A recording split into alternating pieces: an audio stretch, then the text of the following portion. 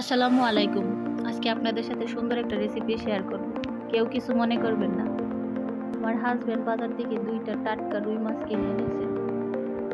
যার নাড়ি ভুড়িগুলো আমি নিয়েছি ভাজি করব। এটা খেতে অনেক মজা হয়, তাই ভাবলাম আপনাদের সাথে শেয়ার করি। আমার দাদির খুব পছন্দের একটা খাবার ছিল।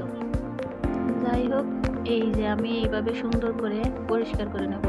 এই মোটা রগটা টেনে বের করে ফেলে দিলেই পরিষ্কার হয়ে গেল।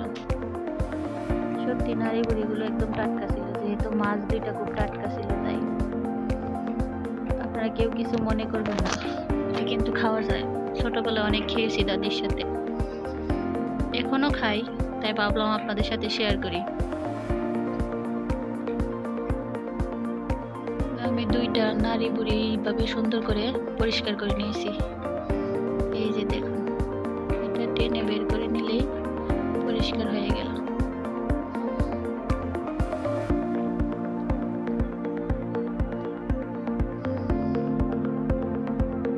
এখন আমি এগুলো ভালো করে ধুয়ে পরিষ্কার করে নেব। এই যে পরিষ্কার করে নিয়েছি, সাথে কাঁচামরিচ আর পেঁয়াজ কেটে নিয়েছি। তেল গরম করে কাঁচামরিচ পেঁয়াজ দিয়ে সুন্দর করে ভেজে নেব।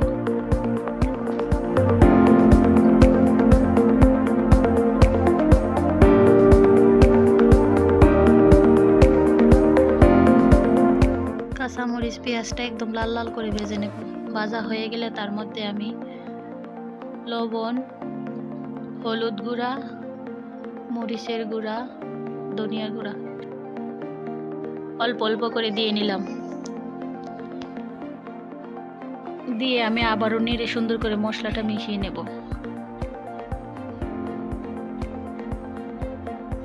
মিশিয়ে নেওয়া হয়ে গেলে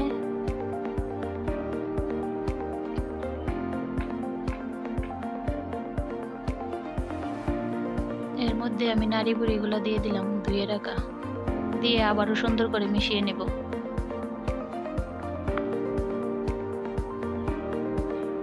সুন্দর করে মিশিয়ে আমি ঢাকনা বন্ধ করে কিছু সময় রান্না করে নেব।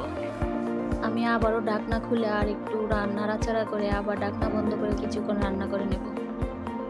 রান্না প্রায় হয়ে গেছে, এখন আমি ধনিয়া পাতা দিয়ে নামিয়ে নেব।